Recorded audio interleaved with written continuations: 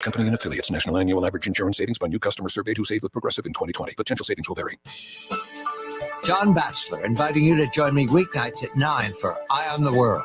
This nightly news program is essential listening for those who seek to understand current events, global politics, economics, science, and literature. I'll speak with experts to offer context and insight. Eye on the World, weeknights at 9 on Vermont's news station, WDEV AM and FM, and streaming at WDEVradio.com. The Brady Farkas Show is produced and funded by WDEV and the Radio Vermont Group. We welcome listener feedback. Email your comments to WDEV@radiovermont.com. The teams you care about. Mac Jones is good. That's not the question. The question is he good enough to win repeatedly in this loaded AFC? The stories that matter to you. If I'm Xander Bogaerts, I need three things in order to get over that insulting contract offer. This is your home for New England sports. Jason Tatum, superstar. Book it. This is the Brady Farkas Show on WDEV AM, FM, and WDEVradio.com. What's up, everybody? Brady Farkas Show back at it on a trade deadline Tuesday. We are 30 minutes away from the Major League Baseball trade deadline. Moves are flying in fast and furious. I'll be perfectly honest with you. People tell me like all the time, wow, you must love doing a show on trade deadline day because there's just so much happening. You must love doing a show on free agency day and like when the NFL free agent period opens up. I actually don't. I love doing the shows. I hate prepping for this show. I haven't been able to focus all day.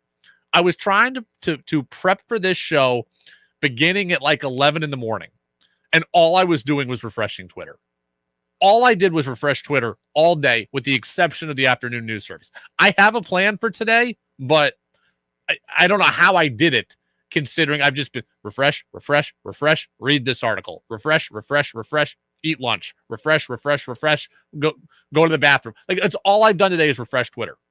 Like it took me like 5 hours to come up with the plan for today's show because I've been so distracted by just looking at Twitter. The trade deadline has been nuts because there's no August deadline this year. Remember, we got rid, I believe, last year of the August waiver deadline. So you would see a handful of moves at the trade deadline, and then at the end of August, you'd see a couple of more moves from teams. We don't have that anymore now. Like, this is it for adding talent to your team at the major league level. This is it. So buy, sell, like this is it. So the moves the last 2 years have been nuts. Here's where we're at. I can't just sit here and refresh Twitter all day long during the show. So we're not really going to talk about what the Red Sox have done until 6 o'clock, because by that point, we will know what the Red Sox have done. Last night, as we were about to get out of here, all hell broke loose, right? The Vasquez deal happened, but it wasn't confirmed, which is why I didn't talk about it. Now it is confirmed. So Vasquez is out. We know that. We know Tommy Pham is in. We know Reese McGuire is in. We know Diekman is gone. We know Eric Hosmer is in as of today. We know that Rich Hill could be on the way out. So rather than just refresh Twitter all day long live on the air, we're going to talk about what the Red Sox have done at about 6 o'clock. So I'm not ignoring it. I'm just waiting for the full picture to come into focus because as of now, the picture is incomplete. I have thoughts on where the Red Sox are at right now with what they've done at the deadline, but they're incomplete. At 6 o'clock, we will talk about the Red Sox. The only move they have made today is trading for Eric Hosmer and two Padres prospects for former top prospect, the left-handed pitcher, Jake Room. That's all the Red Sox have done to this point. We'll talk about the Sox. We're going to go guestless today. So no guests today. All 90 minutes, 5:30 until 7. We'll talk about Sox, more Chaim Bloom slander. Is it deserved by 6 o'clock? We'll talk a bit about the Patriots. I want to react to Mark Schofield's interview yesterday. The Dolphins' punishment as it relates to courting illegally Tom Brady. Got a ton to get to. You can get in on the Napa Morrisville, Napa Waterbury text line, 802-585-3026. Your locally owned Napa stores in Waterbury and Morrisville. And again, you can get us in on Facebook Live and YouTube Live as well. A couple of texts coming in late last night. Brady, how'd you play in your hoops game after your bad baseball performance? I scored 21. We lost. We blew a big lead. I was a part of that. I was not as bad a basketball player as I was a baseball player, but I did have 21. So I scored, couldn't finish the deal. I was part of that. I was better at hoop, though, than baseball. So at least I did something quasi-productive athletically over the last couple of days. And now now I need to not play again until this weekend when we get to do it all over again. So thanks for asking, though. All right, let's waste no time, everybody. 5, 4, 3, 2, 1. And here we go. Texter says, first world problems. I'm having to refresh Twitter. Of course, first world problems. I'm just saying it's hard to focus on. You can't plan a show when every minute the show is changing, right? 1 minute I have a show planned and the Red Sox are going to make a deal. Then I have one show planned, the Red Sox don't make a deal. So, yes, it's a difficult day to plan shows. It is fun to do a show on days where things are constantly changing, but it is more stressful. I like to have things more planned. I want to start here. Again, Red Sox full trade deadline reaction will come at 6 o'clock. But I want to react to a column that was written by John Tomasi of NBC Sports Boston that I read today. And I am paraphrasing this article, but it basically wrote that we are at the point with the Red Sox where the Red Sox are going to be, quote, in on everyone, but they're not going to make big moves. He's referencing specifically that Shohei Ohtani could have been had at the deadline, and of course the Red Sox weren't really involved.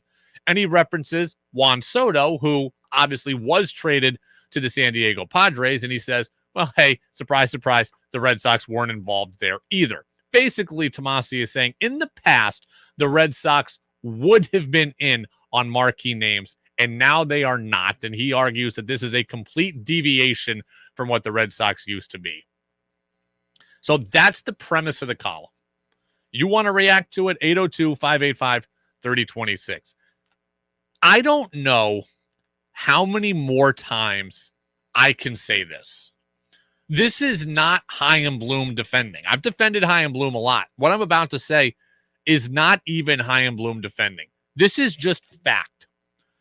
As it sits right now, August 2nd, 2022, the Boston Red Sox do not have the prospect capital to trade for players like Shohei Ohtani or Juan Soto. That's it. It has nothing to do with money. It has nothing to do with willingness. It has nothing to do with Chaim Bloom's desires or John Henry's desires. It has nothing to do with any of that. The Red Sox are not in on Shohei Ohtani, and they were not in on Juan Soto because they do not have the prospect capital. Look no further than that. There are deals out there where a big market team can flex its financial muscle and take on money, like last year in the offseason when the Red Sox bought Adam Ottavino for $8 million to get prospects, where they bought Jackie Bradley this offseason to get prospects. There are deals like that, right? We were talking about the Nationals attaching Patrick Corbin's awful contract to Juan Soto to get somebody to get that off their hands. There are deals like that that exist, but that was not the case this time around in these deals. Okay, this deal for Juan Soto, a deal that could have been made for Shohei Ohtani, was about prospects, and that's it. It was not about money. It was about prospects. Teams want them, and the Red Sox don't have enough of them. That's it. So this column that's out there, and Tomasi's really good, and we play his audio all the time, and I genuinely and generally like a lot of what he has to say about the Red Sox.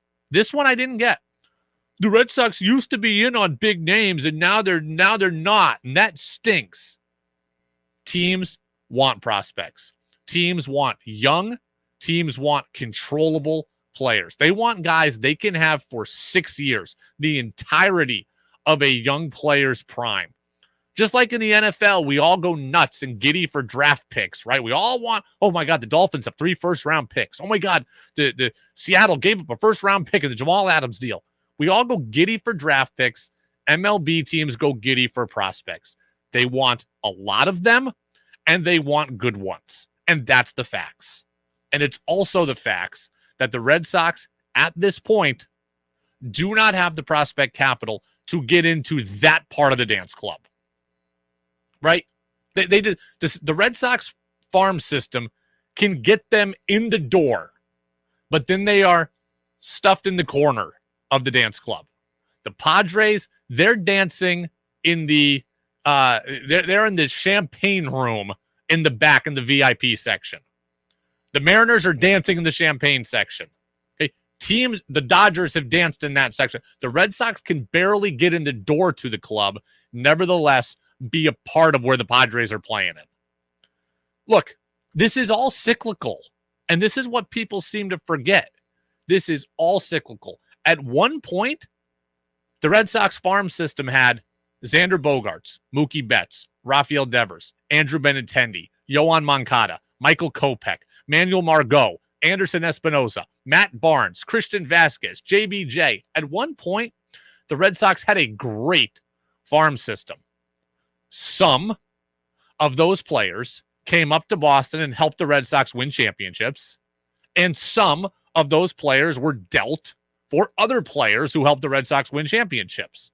As a result of all of that prospect graduation and dealing, the Red Sox farm system was left bare. That's just a reality. Now, the Red Sox are rebuilding the farm system. Chaim Bloom's edict is to rebuild the farm system. You can't blow out the rebuilt farm system before it is fully rebuilt.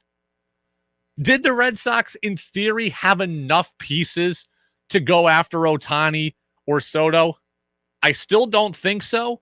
But if you want to say Meyer, Cassis, Bello, York, like maybe. But if they did that, you would have gotten rid of the cupboard would be empty again. You can't even be in the conversation for deals like Soto or deals like Ohtani until you have enough great players and great prospects to give up, and you have enough great players and prospect to give up to where it does not fully decimate your farm system. This is not me defending Chaim Bloom. This is basic roster building 101. This is basic roster building 101. If you want to dance in the exclusive part of the club in the VIP section, you better have the most prospects, you better have the best prospects, and getting rid of those guys better not completely kill you. Okay? It better not completely gut you. I watched the Mariners, and everybody hates my talk about the Mariners. I don't even like talking about the Mariners, but it's a perfect example here. I watched the Mariners trade away nearly all of their good players before 2019. Nearly all of them before the 2019 season. Robinson Cano, Edwin Diaz, James Paxton, Gene Segura. They let Nelson Cruz go. They got rid of all of them. The Mariners truly and fully tanked in 2019. They got a bunch of prospects in all of those deals, right? Prospects for Paxton, prospects for Cano, prospects for Diaz. They traded more guys away at the deadline and got even more prospects. Then they had the 2019, 2020, 21, and 2022 drafts to get more prospects. They shipped out players at all of those deadlines each of those years. 3 full seasons of aggressive selling. Sell in the offseason, sell at the deadline, and then also get a bunch of draft picks. And just now, this year in 2022, did they feel comfortable enough to go trade for Luis Castillo? 3 full years of drafts, selling, and massive trades. It took 3 full years for the Mariners to pull the trigger on one big deal. The Red Sox, they're not at that point in the process. They didn't do what the Mariners did. They're not even close to where the Mariners were in the process. You can't expect Chaim Bloom or John Henry to deal out everything for Juan Soto. 1, they don't have enough. And 2, it would gut everything they've built. You can't do it. The Padres the Padres have done a ton. Josh Hader, Juan Soto, Brandon Drury, they've been acquiring everybody. Blake Snell last year, Yu Darvish, Mike Clevenger, Last couple of years, the Padres have been trading for everybody. The Padres were under 500 for 9 consecutive seasons. Do you realize that? The Padres were under 500 for 9 consecutive years. That's 9 straight years of high draft pick accumulation, 9 straight years of selling pieces. That is what allowed them to accumulate enough capital to make all those moves. Red Sox haven't done that. This is not an easy thing for Chaim Bloom to be doing. You have to build the farm system. Build it to help you. Build it to make trades. You can't just get rid of it all as it's happening. You just can't. Until you see the Red Sox get to the point where the Mariners were at, where the Astros have been at, where the Dodgers have been at. Until they get to that point, you're going to see them mostly add to their farm system rather than detract from it. Chaim Bloom cannot make the moves that these other teams have made. He shows up to the $100 poker game with a $5 bill. That every big deal that's happening, you need $100 just to get in. Chaim Bloom's walking in with a 5. That's just the way it is. So it's not John Tomasi, the Red Sox aren't in on Ohtani. They used to be in on the big names. It's not that. They don't have the currency to even get in the good part of the building. Chaim Bloom's job is to get them back into the good part of the building, to have enough prospects that they can sit at the table, because they can't right now. All they're doing, they're buying Franklin Herman to get Adam. They're getting Adam Ottavino so they get a prospect. They're getting JBJ so they get prospects. They're finding creative ways to get as many prospects as they possibly can so that maybe one day soon they can sit at those tables. They're not there right now. 802-585-3026. Napa Morrisville, Napa Waterbury text line. The Red Sox need to add in free agency. Okay, that is where they have the advantage. They don't have the advantage at the trade deadline. Be aggressive in free agency. If you don't want to give up the farm, then you need to just spend money. Not every deal needs to be $300 million, but you have to be willing to spend. Now, if the Red Sox don't do that this winter, then we can all go and have our pitchforks out for Chaim Bloom. That's when I'll start to crush him. I'm not crushing him for not dealing Soto. The Red Sox do not have the same stratosphere of stuff that the Padres gave up. Okay, Astros had a top farm system when they traded for Justin Verlander. They still had a great farm system when they traded for Zach Greinke. This isn't rocket science. The farm system matters. It matters a lot. It helps you promote players that help your roster, and it gives you the chance to go make deals like this. But you can't make deals like this until you have completely rebuilt that system. And the Red Sox are not there yet. So John Tomasi, I usually like. This column, I didn't like. Chaim Bloom can't sit at the Juan Soto table. Nevertheless, make a deal. Harlan in Brownington says, Brady, come on. I actually agree with Tomasi. Red Sox did used to be in on everybody. Now they are operating like a small market team, and that's embarrassing. Harlan, calm down. All of you calm down. The Red Sox are doing things that every other team does. The Dodgers and Yankees, your big market comps, they're doing this stuff too. I've said this before. Dodgers acquired Max Scherzer and Trey Turner last year. How'd they get them? Their great farm system. Hey, they didn't get Trey Turner and Max Scherzer just because they're the Dodgers. They got them because they could offer the best package. They could offer the best package. The Yankees used their farm system to get Frankie Montas. It allowed them to trade for Jameson Taillon a couple of years ago. The farm systems mattered and allowed those teams to get the deals done. The Yankees didn't get Taillon just because they're the Yankees. They got them because it was the best deal that the Pirates could get. The Dodgers look for players under the couch covers in the same way the Red Sox do, and so do the Yankees. It's not just about spend. They're trying to build the same way Chaim Bloom's trying to build, and Chaim Bloom and all those other teams know the farm system matters.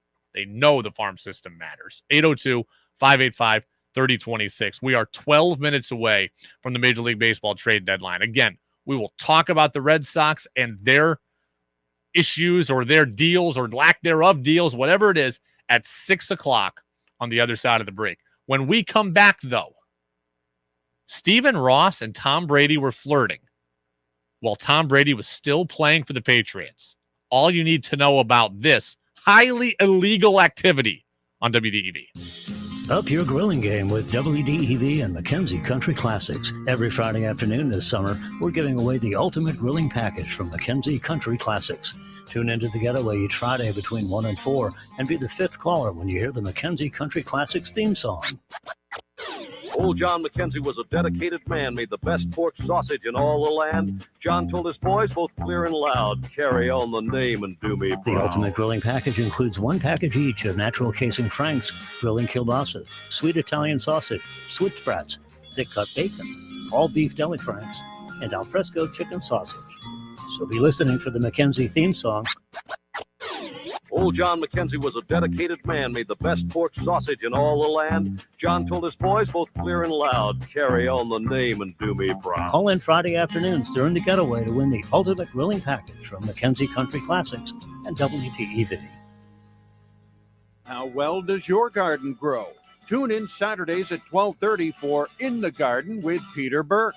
Peter and co-host Joel Nashman give you 1 full hour of the latest news, helpful tips, and your calls to talk about what's happening in your garden. It's brought to you in part by Montpelier Agway, your locally owned Montpelier Agway, East Montpelier Road. In the Garden with Peter Burke, live Saturdays at 12:30. Hear the podcast anytime at WDEVradio.com. Want Brady to hear your opinion on the sports stories of the day? Text in at 802-585-3026. Now it's back to the Brady Farkas Show on WDEV AM, FM, and WDEVradio.com.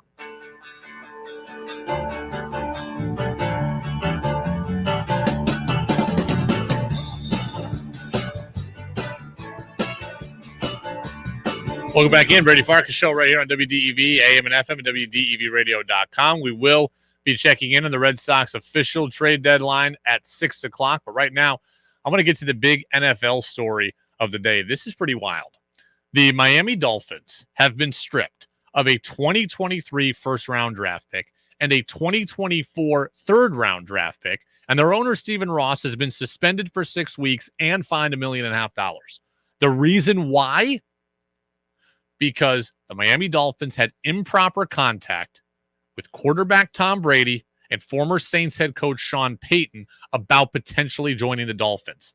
And the contact with Brady began in August of 2019 while he was still playing for our Patriots.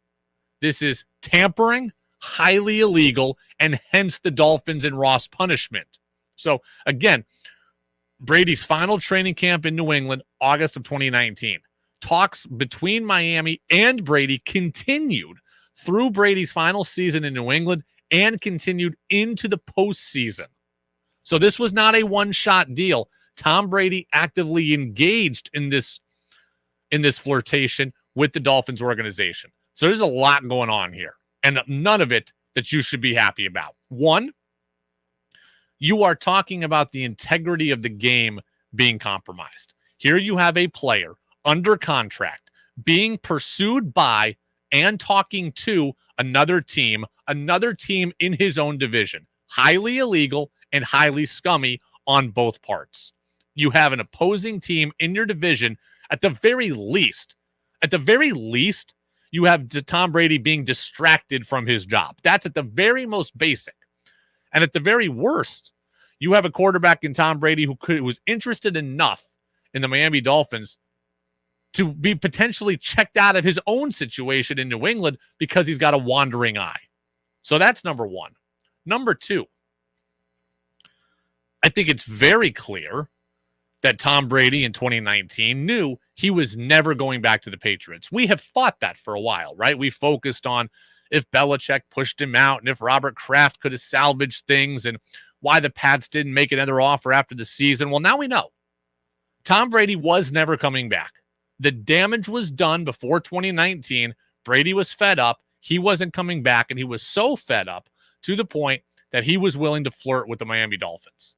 He had the wandering eye. He put his house up for sale right around training camp 2019. He moved the minute that the Patriots lost to the Titans in the playoffs. He was checked out of Foxborough, and he was playing footsie with a division rival. Shame on Bill Belichick for letting it get to that point where Brady was that unhappy that he was willing to listen like that. Shame on the Dolphins for contacting a player under contract, and shame on Brady for engaging in all of it. It's shameful on all fronts. Stephen Ross knew that Tom Brady, think about it like a relationship. Stephen Ross goes to the bar, sees Tom Brady. He knows Brady's got the wedding ring on, and Stephen Ross cozies up next to him and buys him a drink anyways. Scummy on his part. Tom Brady knows he's got a wedding ring on, and he allowed the drink to be bought for him and didn't just get up and leave. Shame on him as well. Shame on him as well. Unbelievable that Tom Brady, a guy who was so singularly focused for 20 years in Foxborough, elected to break that and engage in the conversation. If you don't feel bad for Belichick that Brady played him, like some people out there like, hey, Belichick screwed him. Belichick got what he deserves. Well, how about his teammates? Did his teammates deserve a distracted version of Tom Brady? Did Robert Kraft deserve that? Robert Kraft and Tom Brady have allegedly been close forever. Father figure, father-son-like relationship. Did Robert Kraft deserve to have Tom Brady as quarterback stepping out and looking at the Miami Dolphins? I don't think so. If I'm a Patriots player, if I'm Robert Kraft, I'm ticked that my quarterback was potentially distracted during the 2019 season, that he wasn't necessarily all in.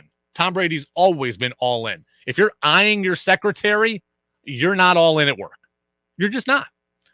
I'm not saying Brady wasn't invested, but if you are the boss and you are eyeing your secretary in the next room, you are not as invested as you should be. You are clearly distracted at least a little bit, and in the NFL, at least a little bit matters a whole lot. And the Patriots went on a second-half season swoon and got beaten in the wild card round by the Titans. I also wonder, how does Brady not get punished here? How does Tom Brady not get punished here? Flirtation is a two-way street, is it not? Brady can't stop the Titans or stop the Dolphins from reaching out, but he could have stopped the conversation in its tracks. They talked multiple times throughout the season. Multiple times throughout the season. Tom Brady needs to be punished.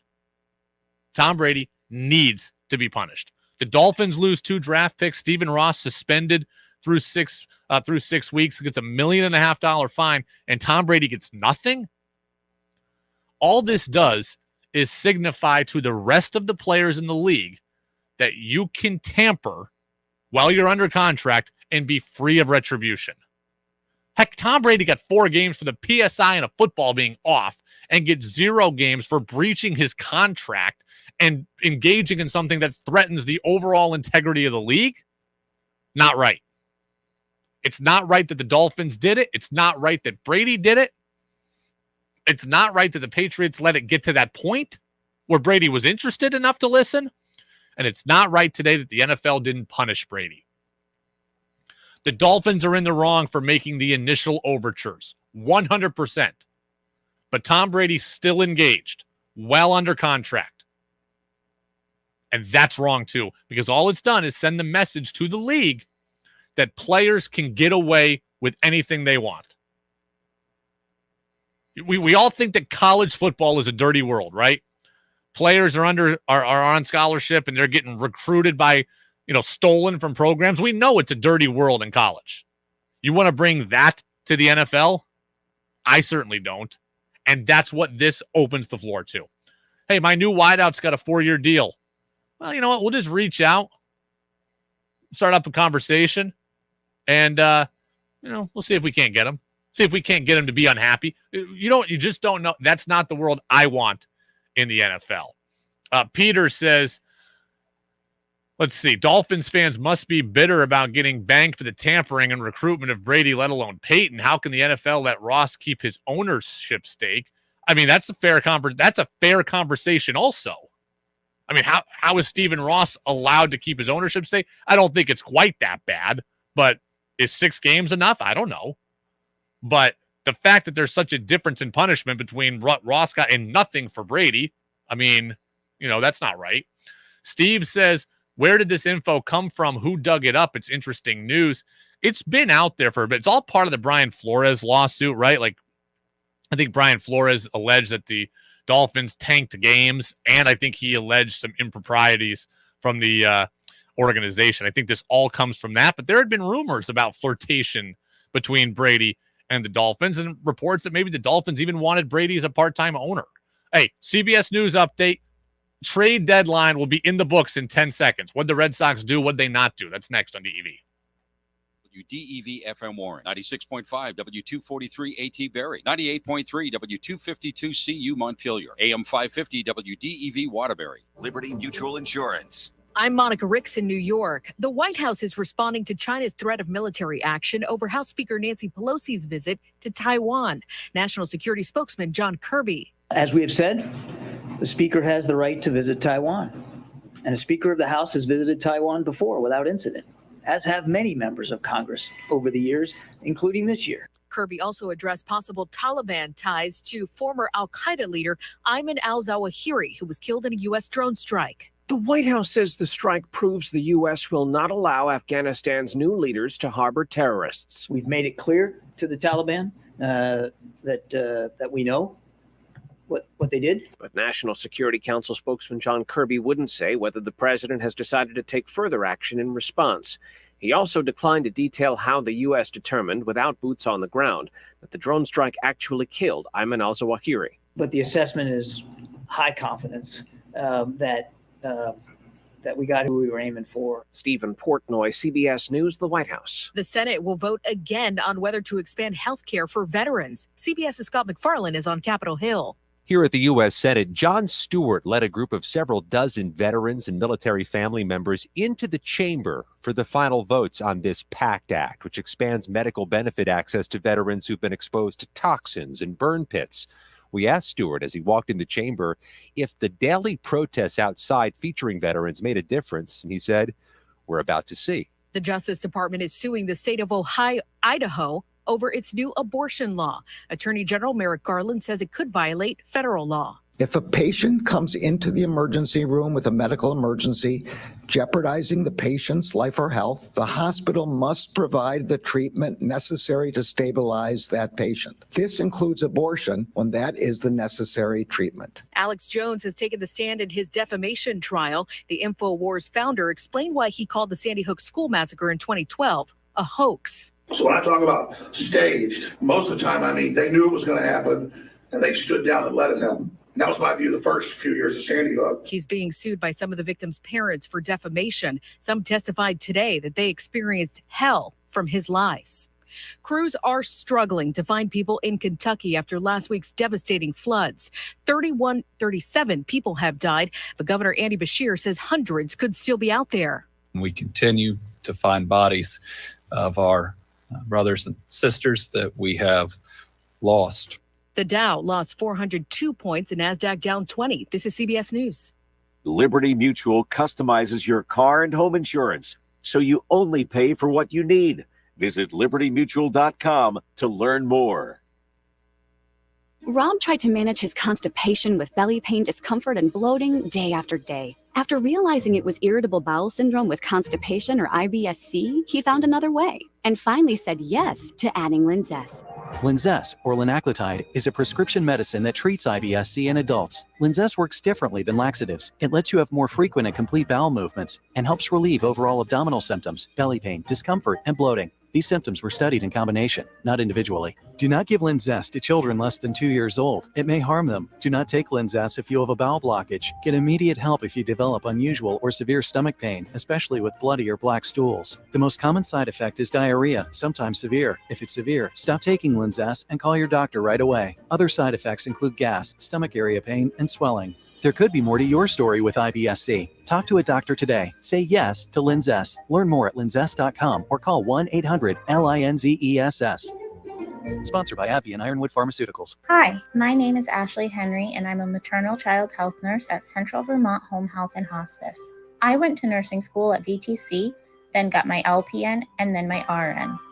As a maternal child health registered nurse at CVHHH, I get to apply the full range of my clinical skills to care for my clients. People don't realize the range of services and care that CVHHH can provide to clients in the home. It is the same level of care that you'd see in the hospital, only at home. I like that I'm not stuck working in the same building all day and that I have autonomy on the job. CVHHH is hiring home care and hospice registered nurses.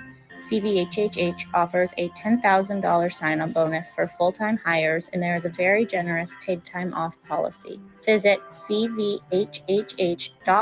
to see our current job openings and apply. Explore the possibilities of a career as a registered nurse at Central Vermont Home Health and Hospice. The Brady Farkas Show now has an interactive text line, so reach out now at 802-585-3026. Now it's back to the Brady Farkas Show on WDEV AM, FM, and WDEVradio.com.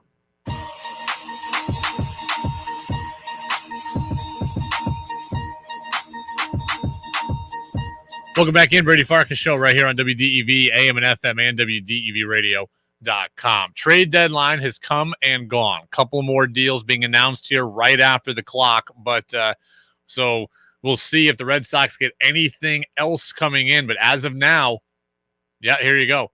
No other deals expected for the Red Sox. So what we've got, what has happened already is what we've got. So Christian Vasquez traded out. Jake Diekman traded out. Tommy Pham in. Reese McGuire in. And Eric Hosmer in. That is your Red Sox trade deadline, it looks like, in full. We'll give you a rundown of what's happened here at the buzzer. The Royals have traded Whit Merrifield to the Toronto Blue Jays. That's bad news for the Red Sox. Why? More games with Toronto means the Blue Jays have gotten better, and the Red Sox now have a harder time beating them. Remember, Whit Merrifield, unvaccinated, had to miss the series for the Royals against the Blue Jays. Have to imagine he'll be getting vaccinated now as he goes to Toronto. We know that the Mets acquired reliever Michael Givens from the Chicago Cubs. The Yankees made an interesting trade at the buzzer. They traded left-handed starter Jordan Montgomery to the Cardinals for Harrison Bader. Bader is a very good defensive center fielder. He's going to take the pressure off of Aaron Judge to have to play in center. Bader is injured right now, but is rehabbing, I believe, so he's going to get a chance to play there. Blue Jays are getting Mitch White from the Dodgers in exchange for a minor league pitcher. The Brewers get former ace closer Trevor Rosenthal. The Phillies are getting Noah Syndergaard from the Angels. The Twins are getting Michael Fulmer, the reliever, from the Tigers. The Orioles are getting speedy outfielder Brett Phillips from the Rays. It looks like nothing else has happened again here at the buzzer. Obviously, the big deal is the Soto deal. Mariners got a couple, backup catcher and a utility guy in Jake Lamb. But again, not a whole lot else going on. So there were a lot of activity, but none of it involving the Red Sox. Wilson Contreras and Ian Happ, they stay with the Chicago Cubs. That is a big surprise as well. And let's see, last checks here of Twitter. Okay. All right, 802-585-3026 on the Tom Brady story. Mookie says, I agree with you, Brady. I blame all three of them, meaning Tom Brady, Bill Belichick, and the Dolphins. He says Brady should have gotten at least a 3-game suspension. I don't know what the game punishment should have been, but I do believe 100% that Tom Brady should be punished for this. I mean, you're under contract. You have a signed document. You are under contract. You are an employee of the New England Patriots. You should not be out making overtures and accepting overtures about joining another team. And yes, for the question of how all this came out, it was the Brian Flores lawsuit that led to the uncovering of all of this. Tex says Whit Merrifield in Toronto is crazy. Merrifield's not having a particularly good year, but he is still better. He is still better than what the Blue Jays have. He's still a good piece for the Blue Jays to add. but he is not having the year he had a couple of years ago. All right, so let's get to the Red Sox. This is going to be me for the first time ripping High and Bloom. I've disagreed before. I've tried to rationalize before. This is me ripping High and Bloom. I do not understand what the Red Sox did at the deadline. The Red Sox, we talked about the idea of them both buying and selling. I don't feel like they did either. They didn't buy enough to be buyers. They didn't sell enough to be sellers. And as far as did they buy and sell, I don't know that they got any better. Here is where we're at. The Red Sox traded their starting catcher in Christian Vasquez, right? They traded their starting catcher in Christian Vasquez. They are worse at catcher today with Reese McGuire and Kevin Plawecki. So they got worse at catcher. Tommy Pham is a fine player, but he's essentially the same guy as Alex Verdugo this year. So they're replicating an average player they already have on their roster. What does it mean? Does it mean that Franchi Cordero is donezo and now he's going to AAA? So what, they marginally get better by Pham over Cordero or whoever else? Like marginally get better there? So worse at catcher, marginally better there. They have a slightly better farm system than they did through the Vasquez trade and through getting a couple prospects in the Hosmer deal. And by adding Hosmer, they are probably they're better at first base. So they get worse in the bullpen by losing Diekman. They get worse at catcher. They get probably an equal, maybe a slight net by adding Pham over whoever else. And they get a little bit better at first. They took 2 steps forward to take 2 steps back. Right now, High and Bloom, I believe, for the first time, looks directionless. I have understood High and Bloom's rationale a lot over the last 3 years. I have championed and agreed and rationalized a lot of his moves. This trade deadline, I do not. If they were going to sell, then sell. Nathan Eovaldi should not be here. JD Martinez should not be here. If you were going to sell, then sell. Like I asked for. Ref Snyder, Kike, Rich Hill, Waka, Eovaldi, JD, none of them should be here. If you were going to sell, then sell. If you were going to buy, I wouldn't have agreed with it, but at least there would be a clear direction. The moves the Red Sox made, there is no clear direction. We get a little bit worse here and a little bit better there. The farm system got slightly better. The guys they got from the Padres are a couple of light-hitting speed guys, so they did get more athletic. Great. Prospects from Houston, one of them was going to AAA. Farm system a little bit better. Bullpen a little bit worse. First base better. Catcher worse. Tommy Pham, net equal. Red Sox didn't do much of anything. Padres got clearly better. Nationals clearly sold. Reds clearly sold. There are teams that made Yankees clearly got better. Mariners clearly got better. Like there were teams that bought and sold and made themselves, made it easy to understand what they were doing. The Red Sox, to me, did not do that. I don't get this. You could have gotten a return for Eovaldi. You could have gotten a return for JD. You didn't do it. You just added, at the end of the day, you added Eric Hosmer. And by the way, I like that deal. I give High and Bloom credit for that. I really like the Eric Hosmer deal, and here's why.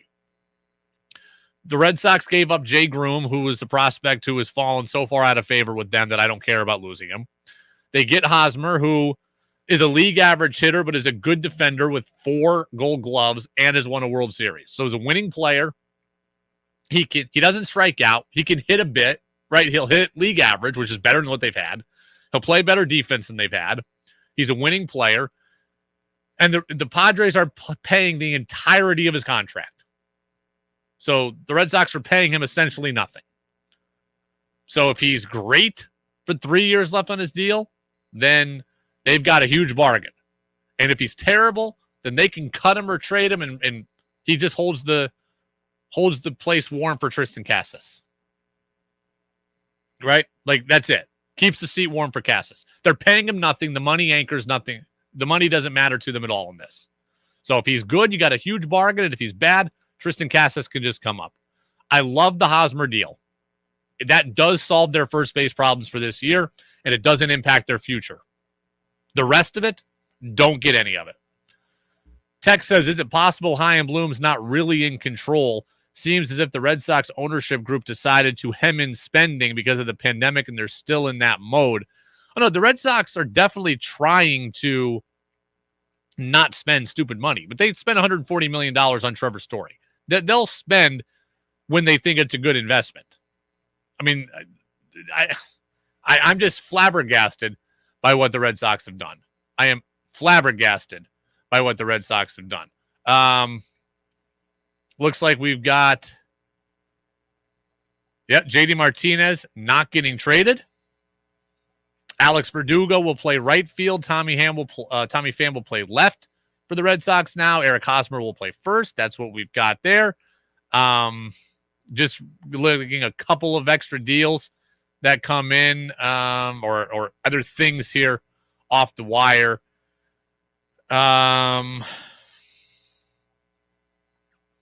Raisel Iglesias got traded at the buzzer of the Angels, so that's a big deal there.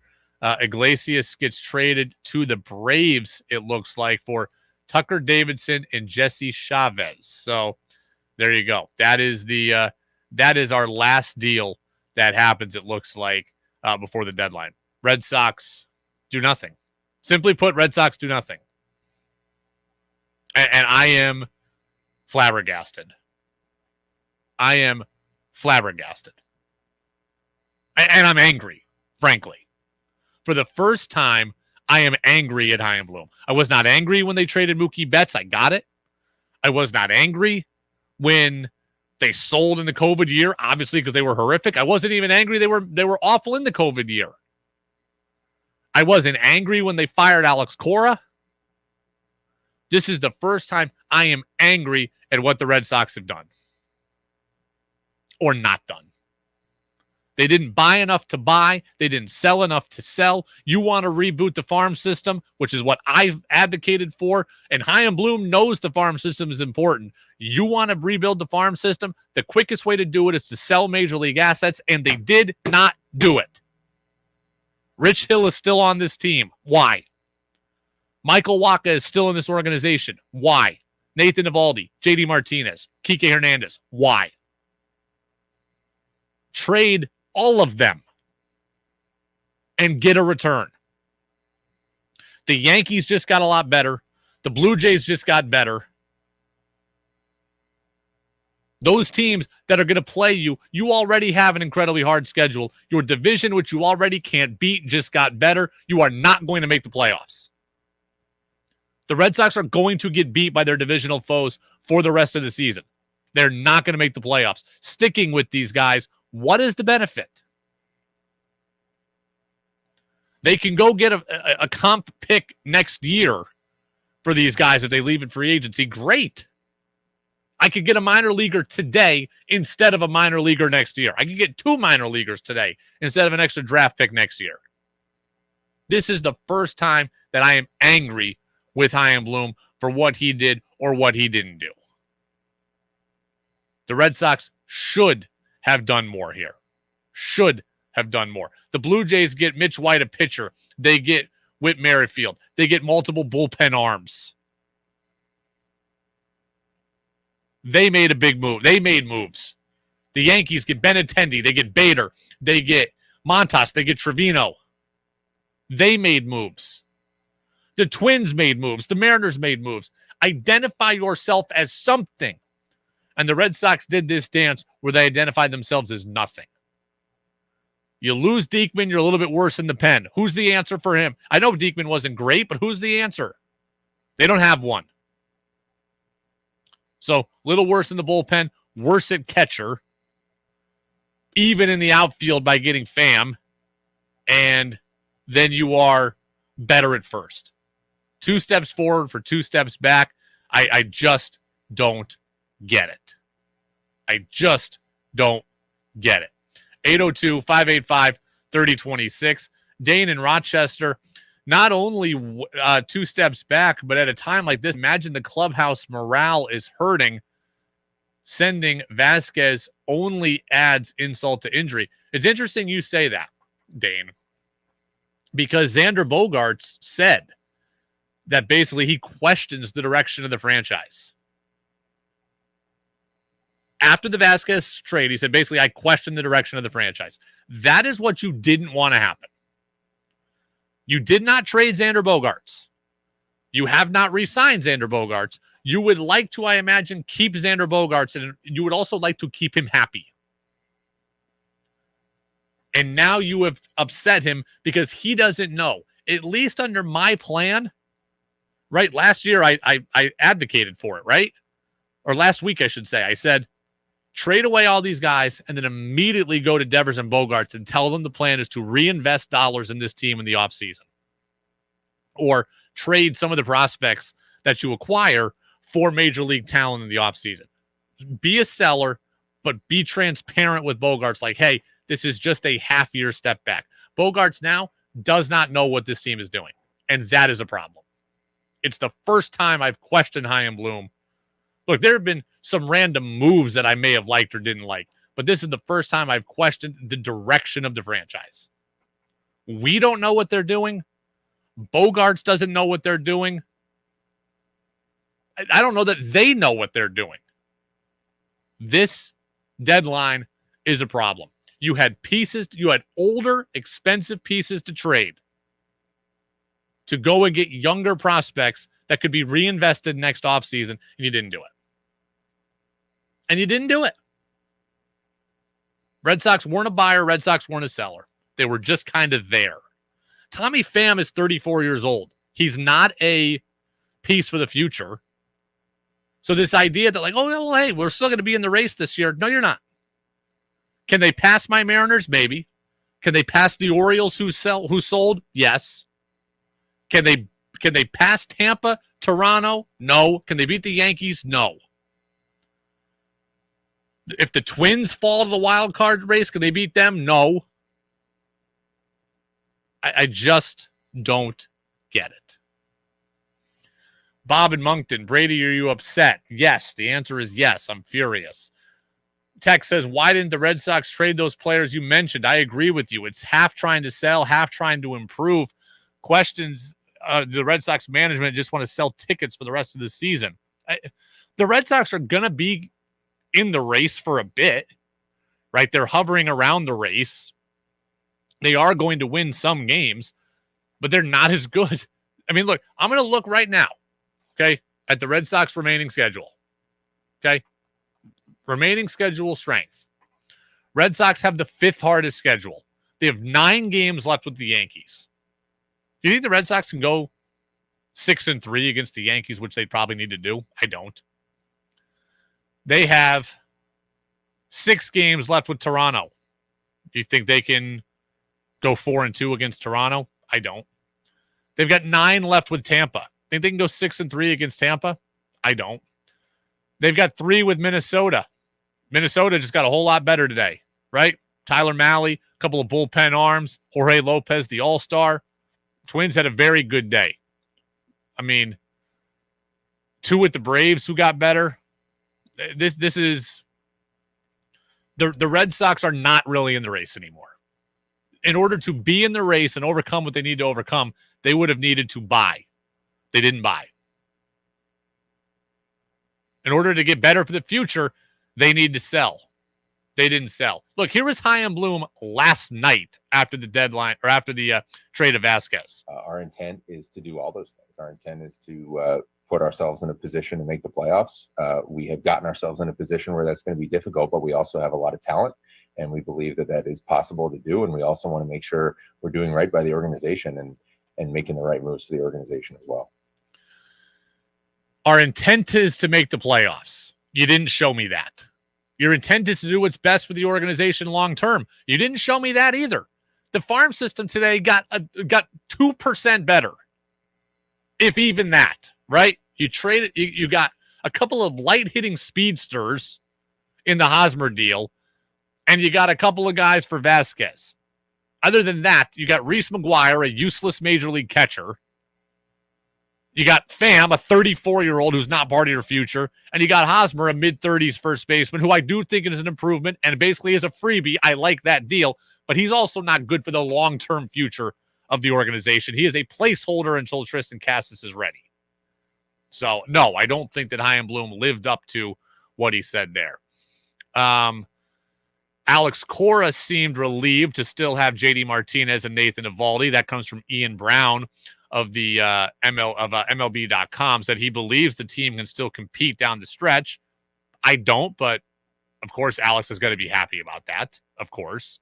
I just don't get it. Text says from Steve, is there any way to know if there was interest in who you wanted to trade? Well, I mean, look, there was interest in J.D. Martinez. There was interest in Rich Hill. There was interest in Christian Vasquez. There was interest in Nathan Eovaldi. We heard all that. The Mets wanted J.D. Martinez. Asking price, I believe, was too high. They pivoted and went and got Darren Ruff and Daniel Vogelbach as a platoon. The Mets also wanted Vasquez. The Astros wanted Vasquez. Astros got him. Rob Bradford of WEEI in Boston tweeted out that there was interest in Rich Hill as recent as an hour and 15 minutes before the deadline. He tweeted out 3 teams. And Eovaldi had said the Red Sox were listening on. And I think I read that there were a bunch of scouts there watching him pitch against Houston yesterday. The Red Sox didn't get better for 2022. Appreciably better. Good enough to go and buy or be in the race. And they didn't do enough for the long-term future. I'm not a fan of what the Red Sox have done here. For the first time, I'm angry at Chaim Bloom. Tech says, I think Red Sox management wants to keep them relevant for the time being. Yeah, they do want to stay relevant. I get wanting to stay relevant, but you didn't accomplish anything.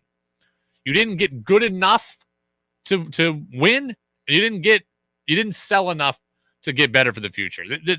For the first time since Chaim Bloom took over, directionless is how I would call the Red Sox. It is the Brady Farkas Show on WDEV, AM and FM, and WDEVradio.com. When we come back, I'm going to get to who's saying what. Something very interesting that Buster Olney told us last week that I want to go back to. We're going to talk about it next. Hi, I'm Jared Duval, a candidate to represent Washington County, Stowe, Orange, and Braintree in the Vermont State Senate. I'm deeply rooted in Vermont and Vermont values, and I am a strong Democrat with extensive statewide experience in crafting progressive energy and economic policy. For over 20 years, I've dedicated my life to advancing clean energy solutions to the climate crisis and to helping build a more sustainable and equitable economy that works better for working class families like the one I grew up in. I believe that politics matters because policy matters, and that policy matters because people matter. I am a member of the Vermont Climate Council and co-author of Vermont's Climate Action Plan. I also served as Vermont Economic Development Director. For more information, I hope you'll visit jaredduvalvt.com. That's JaredDuvalVT.com.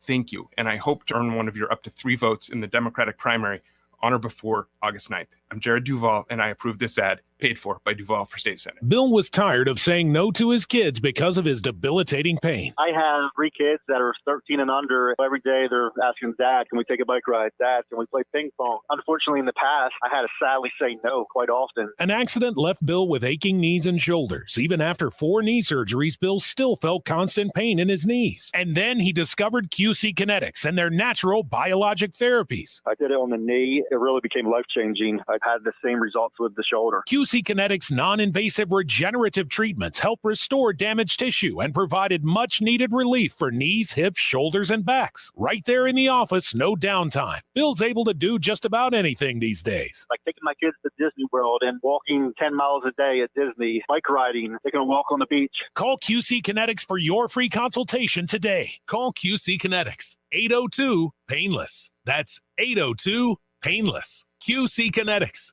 802-PAINLESS. That's 802-PAINLESS. Treatments are not yet FDA approved. Just because you're away from your radio or out of our broadcast range doesn't mean you have to miss out. Listen live on the WDEV stream, brought to you by AARP Vermont. WDEV's morning, midday, and afternoon news services, Vermont Viewpoint, and The Brady Farkas Show can all be found on the WDEV stream at WDEVradio.com. Brought to you by AARP Vermont, working to bring down the cost of prescription drugs for all Americans. AARP.org/VT. How well does your garden grow? Tune in Saturdays at 12:30 for In the Garden with Peter Burke.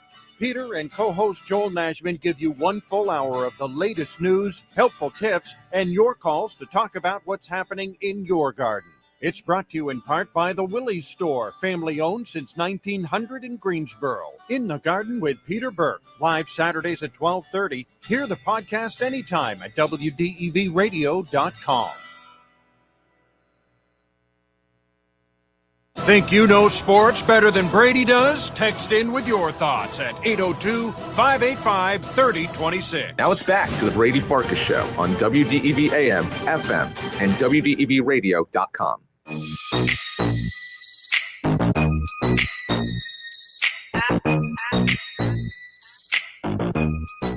Welcome back in, Brady Farkas Show right here on WDEV AM and FM and WDEVradio.com. Most of Red Sox Twitter seems to agree with me about the deadline. The deadline is confusing.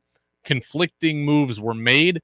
The deadline seems incomplete on the Red Sox behalf, and it's frustrating to not know which direction the organization is going in. Chaim Bloom made a great deal in getting Eric Hosmer. That is a phenomenal deal. It helps first base this year, both offensively and defensively. The Padres paid the entirety of the deal. So $44 million, the Padres are paying all of it. So it is a free lottery ticket for the Red Sox. If Hosmer is great, then he could play for the Red Sox on the cheap. If he's not great, they can cut him with no remorse. If he's a useful trade chip, they can spin him into something this offseason, and Tristan Casas can come and play first base. That's a great move. The rest of it, confounding. Trade your starting catcher, who loves Boston. Tick off your starting shortstop because of that deal. Acquire a 34-year-old outfielder. Get rid of a reliever with no one there to backfill it. It's just a confusing deal. A confusing deadline. Yankees better, Mariners better, Twins better. Angels clear sellers. I'm thinking of another Twins clear buyers. Orioles clear sellers. Teams identified themselves. The Red Sox failed too. I'm sure we'll hear that Sox got close here. They almost moved this guy. They should have moved guys. The 2 or 3 prospects they could have gotten for JD Martinez are worth more to me than the qualifying offer draft pick they could get next offseason. It just is. Chaim Bloom today, for the first time, to me, did a bad job. Today he did a bad job. All right. We haven't had a chance to do it for a while because we just haven't had full shows for a while. So for the first time in what seems like months, let's get to who's saying what. Whoa. What did he say? Mac Jones?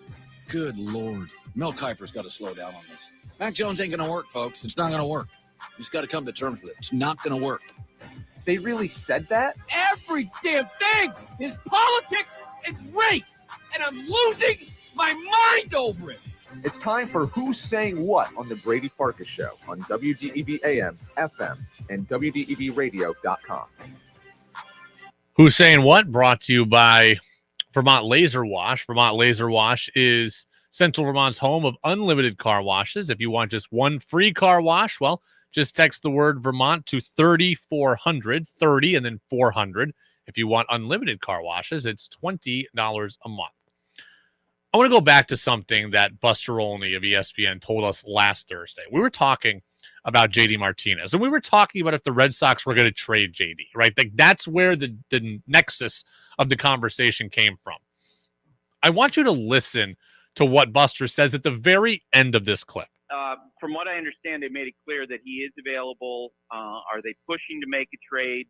That's not the sense that I make. I wouldn't be surprised. Again, you go back to the roster construction when this all settles that, I think part of the reason why they're doing that is because, let's face it, when you have someone who basically is locked into the DH spot, that means that, other guys who might be better suited for that spot or maybe need a day to rest a nagging injury, that's not really available to them. So that's the part I want you to focus on. Guys, can we get maybe just the end of it again? Maybe need a day to rest a nagging injury, that's not really available to them.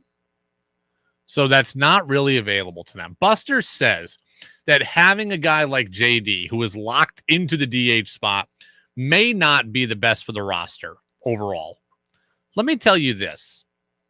I disagree. Now, I would have traded JD Martinez because of where the Red Sox are and because Martinez is a free agent. But if you have a player like JD Martinez in his prime, you want that rather than the ability to rotate the position. Buster says having a guy like JD kind of hamstrings the Red Sox. I disagree. JD Martinez in his prime is best for a team like the Red Sox. When you have prime JD Martinez, when you have prime Edgar Martinez, when you have prime David Ortiz, prime Nelson Cruz, prime Albert Pujols, prime Miguel Cabrera, those guys are game breakers. Again, I would have traded JD Martinez, but I don't agree with getting rid of him just because you wanted positional flexibility. If the Red Sox had traded JD Martinez just to open up roster spaces or open up the position, what would we have been looking at? More Franchi Cordero at DH, more Christian Arroyo? I'm not interested in that. Okay? Positional flexibility is not as fun as a guy who can hit 38 home runs and bring in 120. So when the Red Sox go to free agency this year, and if JD Martinez leaves, I hope the Red Sox go out and try to get an actual player who can fill out the DH spot well, rather than just rotate it between Verdugo one day and Hosmer one day and Cassis one day. I don't want to do that.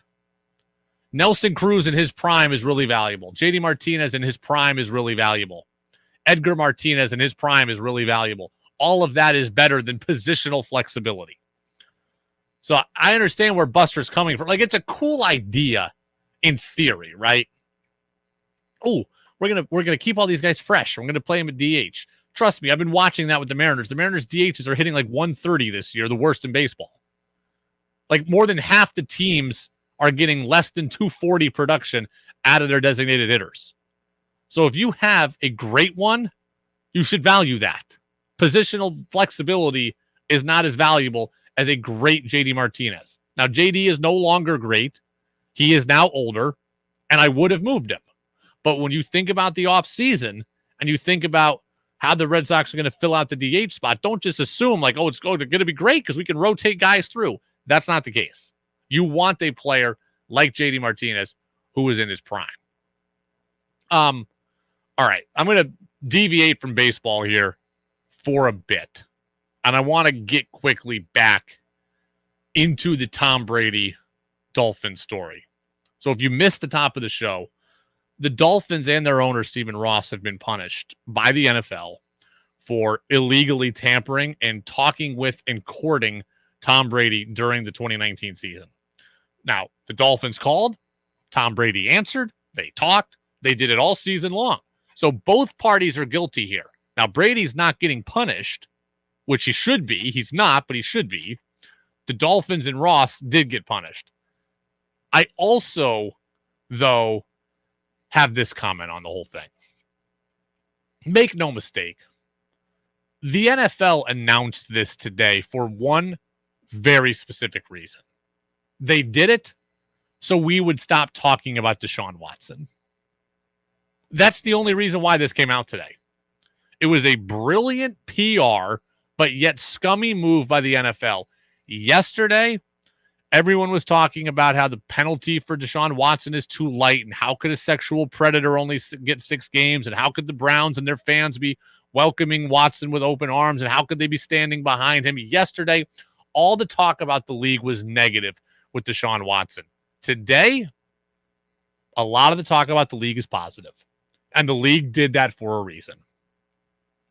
The league put this news out there today so that the Watson story would fall out of the news cycle. And the league put this story out there today so that the league appears like, wow, they dropped the hammer on the owner. Damn, the NFL's not playing around. $1.5 million, 6 games. couple of draft picks.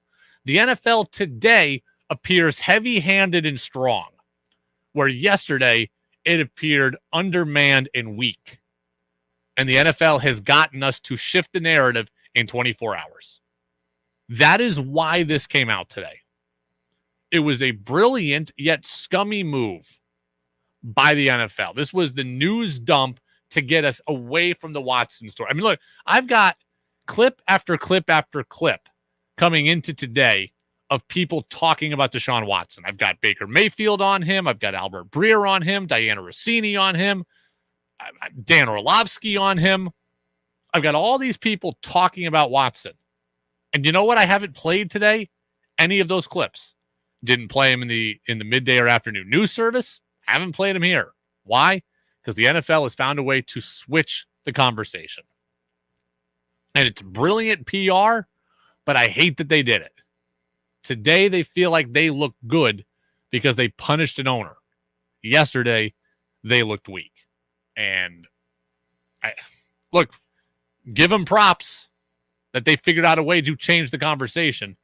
But I am not a fan of how the conversation was changed. Deshaun Watson and the women who accused him deserve more than 24 hours in the news cycle.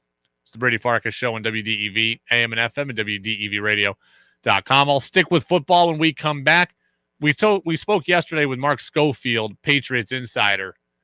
He had some great takes on the 2022 Pats season ahead. We'll break them down. That's next. Red cedar and hemlock clapboards are available at Cleveland Cedar Products in Wolcott. They have many hard-to-find siding products.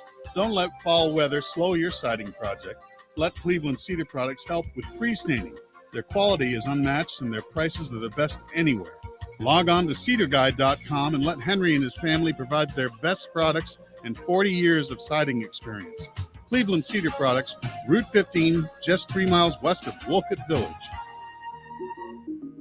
Looking for some weekend plans? Look no further than the Waterbury Flea Market. This is Vermont's largest and longest-running outdoor flea market, open every Saturday and Sunday from sunrise to sunset through early October at Forest Field on Route 2. So many great vendors with a wide mix including antiques, sporting equipment, collectibles, arts and crafts, ephemera, oddities, and so much more. Whether you're on the hunt for something in particular or just want to browse, the Waterbury Flea Market is a fun place to spend a day. Learn more about this and other shopping in Waterbury at discoverwaterbury.com. Discover all there is to see and do in Waterbury. Hey, have you been to Green Mountain Dry Goods yet? On the Waterbury Stowe Road, right across from Ben & Jerry's. We hear it's the destination for Vermont-inspired gifts. Go check it out. Open 7 days. The Wine Vault, an approachable wine shop. We take the snobbery out of wine. With over 1,000 bottles to choose from, we feature the classics of Napa to the funk of Slovenia. The Wine Vault is located on Elm Street in Waterbury, across from Pro Pig. See you at the vault. This is a St. Jude moment. Braxton was diagnosed with choroid plexus carcinoma, which is a brain tumor. We have an amazing team that fights for the best outcome for Braxton. Being part of the research makes us feel like we're doing our take. So if we can put our little piece of the puzzle in it, I would do it over and over again. Because I don't want another family to have to go through what we're going through.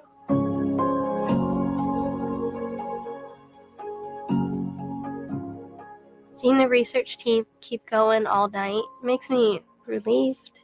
I was up at 2 o'clock in the morning and I saw a meeting going on. And I was like, oh my God, no one sleeps here? Which is fantastic because they are literally trying to find a cure 24 hours a day. They're not willing to give up. Finding cures, saving children. Learn more at stjude.org. Hi, this is Anson Tebbets, co-host of For the Birds, heard Saturdays on WDEV. Each week, Chip Darmstadt and I discuss bird sightings, bird counts, and activity at your feeder. You also can listen anytime to podcasts on Apple, Google, Spotify, and Amazon Music. Join us Saturdays at 7:30 and 12:15 For the Birds. 28 years on WDEV AM and FM, and streaming at WDEVradio.com. Your chance to be part of the show is on the text line at 802-585-3026. Now it's back to the Brady Farkas Show on WDEV AM, FM, and WDEVradio.com.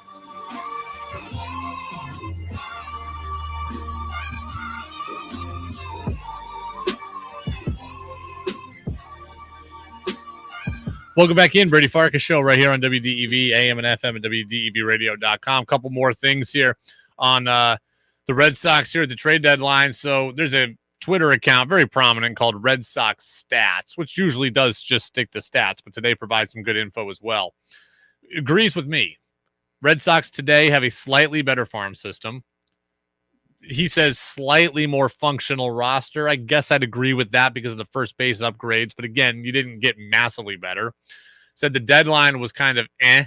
Hopefully your injured players can return and play well. The story, though, really is the unbelievable pressure on ownership in November and December. That I agree with. You are going to have massive savings on this roster, right? Like Nathan Eovaldi, $17 million. That's off the books. JD Martinez, $19 million. That's off the books. So that's $36 million. Kike, I believe is $10 million in savings. Someone else can look me up on that. That's $46 million in savings. Vasquez is at like $5 million a year. That's $51 million in savings. Rich Hill, Michael Wacha, we're looking at probably another, James Paxton. Like, you're looking at probably $60 million in savings going into next offseason. And, oh, my God, if Xander Bogaerts leaves, it's going to be $80 million. Right? Like, you might have $80 million coming off your books this offseason. The Red Sox, that tweeter is right. The pressure is on Chaim Bloom and ownership this offseason. That's what I've said. Right? Spend money, because you're not going to win these prospect-laden package trade proposals. You're just not. Not right now.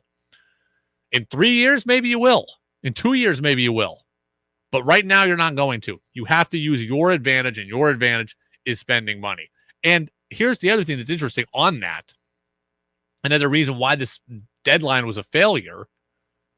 The Red Sox are $7 million over the luxury tax right now. Like, you get penalized for going over it in consecutive years. Why didn't you get under it this year for the rest of the season to reset that clock? It's like after 3 years, you get penalized money and lose draft picks. If you could get under it this year, get under it. Because this year, you weren't adding a bunch.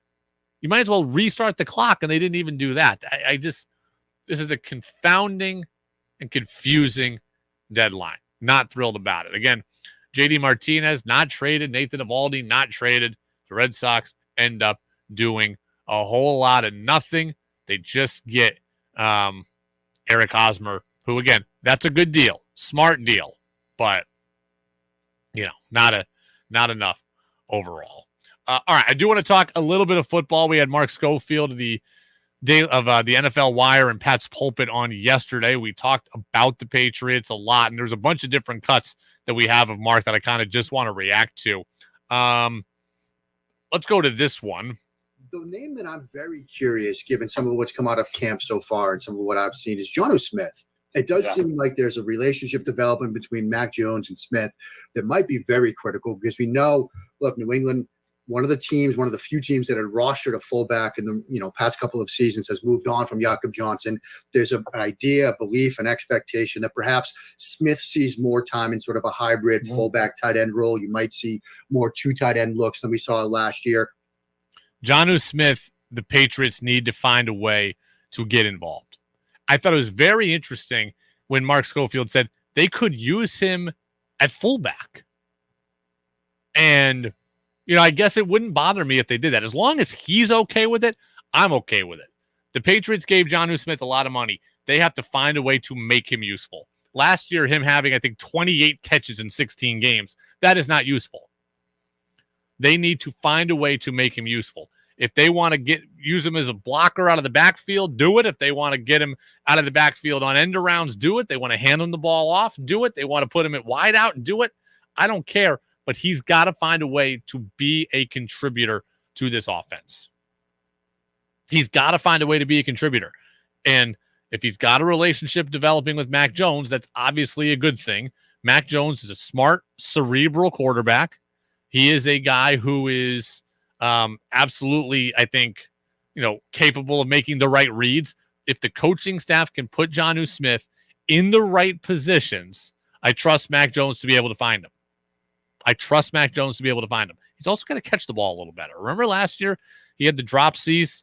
I remember against the Saints, first play of the second half, he drops a pass, gets returned for a touchdown.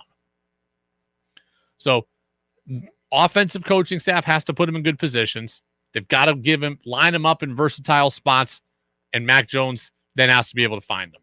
And he's got to be invested, right? Because Deebo Samuel, remember, he doesn't want to be a ball carrier anymore.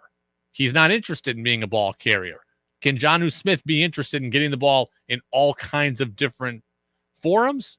I hope so, because that's a guy that Mark is right. The Patriots need to figure out a way to get involved.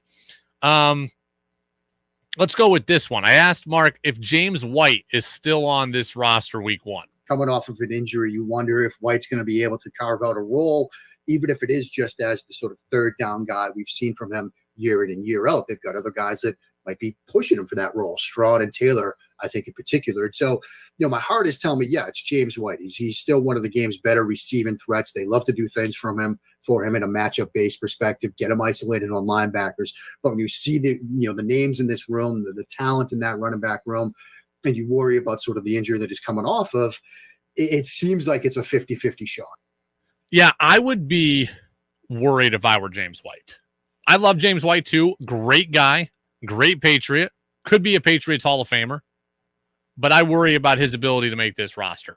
Ramondre Stevenson, Damian Harris, Pierre Strong, JJ. There's a lot of names there. Mark told us that yesterday.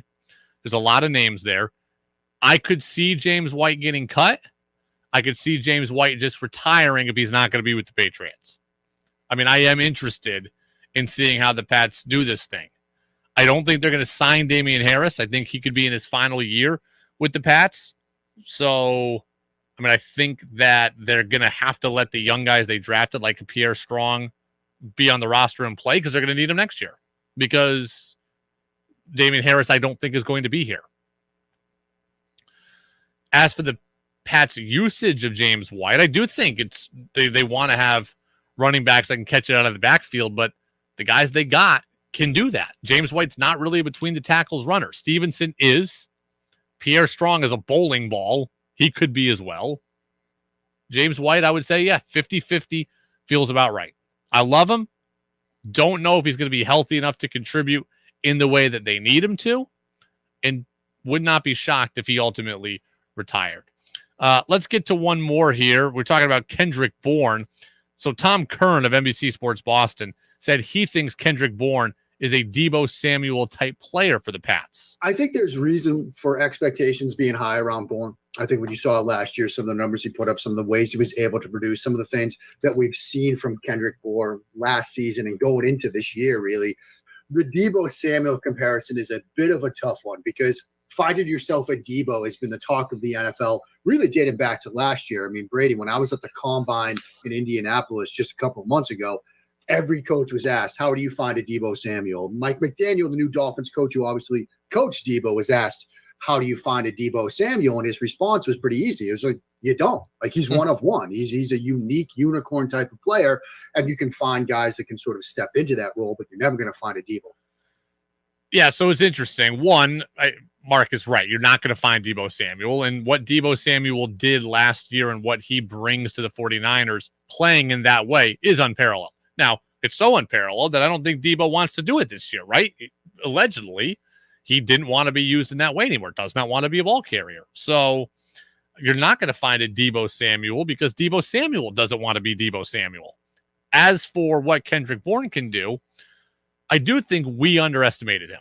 I don't think he's the critical go-to number one guy that we've all clamored for. I don't believe that he, I don't believe that he is a guy who's going to get 120 catches for you, but I do believe that Kendrick Bourne is a very good player, and I think the Patriots are better having him. I like the Patriots receiver room. After all the bitching I did about them not having a number one, I like the depth in their room. You just need to figure out who is going to be the guy on 3rd and 6, the guy on 3rd and short, and maybe Bourne can be that guy. He can do a lot of different things. He can be very versatile. Can he be Deebo Samuel? No, because Deebo doesn't want to be Deebo right now. But Kendrick Bourne is a good player, better than we gave him credit for, more of an impact than we gave him credit for last year, and he certainly has been a good Patriot through year one. All right, let's see. Here's what we're going to do. Red Sox baseball comes up at 7:10. Here's how it's going to play out. There is going to be a very long news block from 7 until 7:10. Like the news that we play only about 3 minutes of actually goes for like 10 minutes. So we're going to play the long, full news block at 7 o'clock as we typically do before Jazz with George Thomas. So right now, we'll get ready to sign off. We'll give you the Red Sox lineups.